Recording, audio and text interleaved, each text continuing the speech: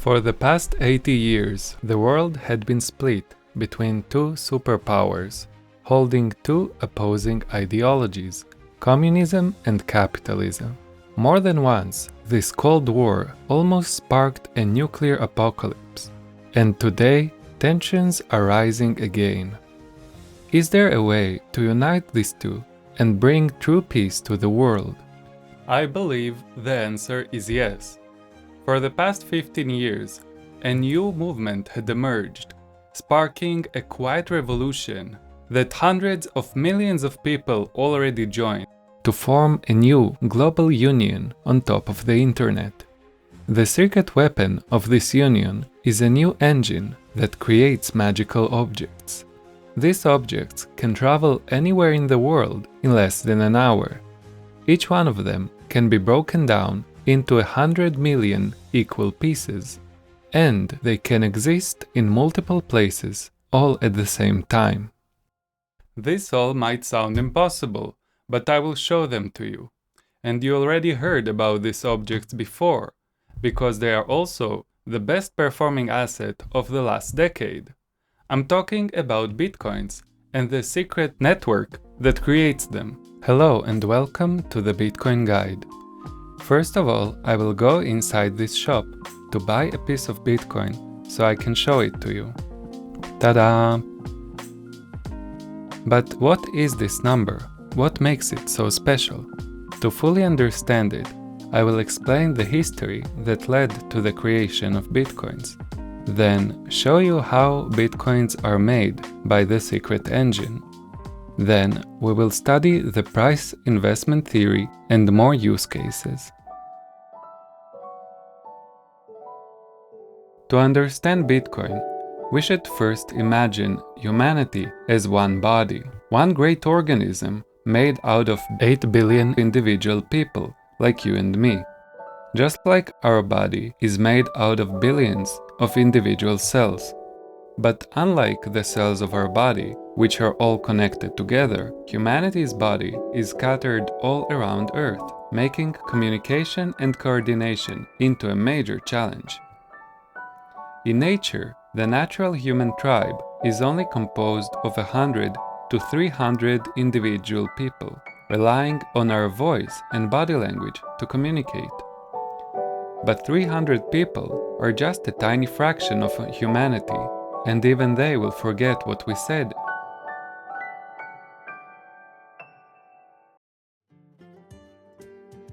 What sets us apart from other animals is the way that we use tools to overcome our physical limitations, not only to fight, but most importantly, to communicate. The oldest tool of communication are 50,000 years old cave paintings. They might look simple and primitive, but these cave walls are the great-grandparents of the electronic screen that we are using right now. These paintings turned into symbols and later into a writing system. The invention of a writing system was a major turning point for humanity. These are literally the cornerstone of our civilization.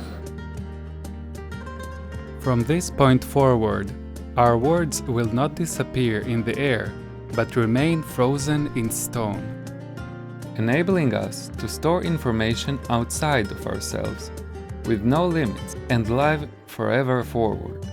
From there on out, our tools of communication evolved, all the way to the modern internet. The internet is the greatest communication tool humanity had ever built. It is the very first tool that can connect all of humanity together, acting as humanity's prosthetic nervous system, turning the entire globe into a sort of inside-out brain. And we are the neurons of this global brain. But the internet only solves half of humanity's communication problem, because there is a different kind of communication that we haven't spoken about yet. If we imagine humanity as one great body, it needs a nervous system, but that's not enough. It also needs a circulatory system to share oxygen and nutrients between all of its cells. Similarly, we need to communicate and share information. but we also need to share food, materials, and other goods. Transporting goods is pretty simple. Our roads and vehicles are humanity's veins and blood cells. But sharing goods is pretty complicated. Sharing information is much easier than sharing goods. Information is like fire, it multiplies when you share it. But goods are like water. What we give comes at our expense. So to be fair, we give something back. We make a trade. But how much gold is equal to a cup of water? Or how many eggs are worth one chicken? How do we trade so many different things? Again, we use tools to help us. We take one of the goods, like gold, and turn it into a bridge to help us trade. Now we can trade the egg for some gold, and then trade some gold for a chicken or anything else. In other words, we create a currency. The first ever currencies were grains and farm animals. Later on, we started using metals like gold and silver. Then we moved to paper notes that represented gold. And today we use credit cards and digital balances on our computers and phones. But there are a lot of other forms of currency, like cigarettes, poker chips, or seashells. In fact, anything can be used as a currency. How many currency units something costs is called a price. The real question is, how do we determine a price? Well, that depends. Let's take gold and water as an example. In a city, the water is cheaper than gold, but in the desert, the water is more expensive than gold. The water and the gold stay the same, but their price had flipped. That's because, in fact, nothing has a fixed price. Every trade depends on what both the buyer and seller have and need. What they have is their supply, and what they need is their demand. A bigger supply makes things cheaper because there are more of that goods around. A bigger demand makes them more expensive. The price is a beautiful meeting point of the supply, the objective reality, and demand, the subjective reality. They meet together to determine a price. In the city, the supply of water was great, so its price was low. But in the desert, the water supply is small, so the price is high. If we would build a well or a pipe that would bring us water, the price of the water would come down. Both sides of the equation always move, always change. That's why prices are shown on a graph as a line moving up and down, like a melody, playing higher and lower notes. Always alive, always moving according to the circumstances. So, we agree on a price and we make a trade.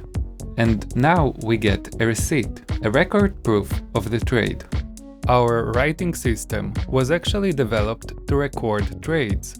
A 4,000 years old clay tablet, a property deed, and a grocery receipt all serve the same purpose. The receipt enables advanced forms of trade and cooperation, like taxes, loans, real estate, stock, bonds, and patents. All of these are receipts. And here's the twist. Our currency itself is a receipt too. The modern currency is not a commodity, like gold or livestock. It is a paper and digital record, a receipt that the bank holds. Initially, paper bills used to be a receipt for gold. That's what gave them value in the first place. But in 1971, President Nixon had disconnected the dollar from gold. In reality, the dollar wasn't connected to gold much before that. Nixon had only announced the separation. You see, if anyone tries to create fake money and print it out, he becomes a criminal. But the bank itself has permission to create more of the currency in paper bills and in its digital records, with the purpose of pushing the economy forward, creating opportunities with loans and stimulus checks. Since there is no connection to any natural, limited good like gold, the supply of the currency can grow indefinitely. which frees the economy to continue growing. But we already know that bigger supply means that the price goes down. Even the things that we can't live without become cheap or even worthless once the supply is big enough. So the supply of the money that expands makes the value of the money shrink. This is inflation. A 2 to 6% loss in 1 year is pretty insignificant. But multiplied over 20 years, a 2% cut becomes a 33% drop, and a 6% cut becomes a 71% drop, meaning you lose more than half of your savings before you even retire. Not only the savings are hurt, wages value is shrinking too, while the numbers stay the same. This creates an absurd economy, where those who save money actually lose it, and we get a pay cut every year. Inflation hurts the simple wage earners and the middle class the most, pushing them into poverty. But it does benefit those who pay these shrinking wages. It benefits those who take loans, big businesses, big owners of assets like stocks and real estate, and the government. Simply put, inflation benefits the very rich and hurts everyone else. Coupled with the natural tendency of wealth to concentrate over time, it's a killer cocktail. Indeed, for the past 50 years, wealth inequality is rising globally. Everyone feels this pressure. Prices of basic needs and goods are rising constantly. Housing becomes harder to afford. In this climate, the young generation realizes we can't afford to have children. If we imagine humanity as one body, the blood is slowly concentrating in its head. The system that was designed to enable our growth drives us to our demise. This is not some theoretical problem. This was my childhood. I grew up in a financially unstable house. My parents were immigrants, and we were poor. My father was at work most of the time, and when he was at home, he was still working. My mom was a painter, and her paintings were printed and sold everywhere, while she received the minimum wage for it. It broke her. I saw how she turned from a happy woman into a depressed shell of herself. I saw how emotional health and financial health are inseparable. Eventually, my family broke down under the weight of this pressure. I grew up feeling something is wrong. How come they work so hard, yet we stay poor? Both of them were hard-working people, but with no connections. They were taken advantage of by their employers. Later I understood my parents were too poor to negotiate a fair trade for their work. They had to feed us, and that kept them poor. I realized other people share this core problem, being stuck in a vicious cycle of poverty, where they can't negotiate a fair pay, and so they don't get paid, which means they can't negotiate. When I learned about inflation, it made even more sense. Are tools designed to fail us? But what can we do to fix this problem? If the problem is a currency that always inflates to produce loans, what if we create a new, separate bank for savings, which, similarly to gold, will have a limited supply that will grow in price over time? That's the purpose of the Bitcoin Bank. Creating such a bank is not easy, and explaining it is also pretty complicated. So for this, we've got the next chapter, which will explain how the Bitcoin Bank works.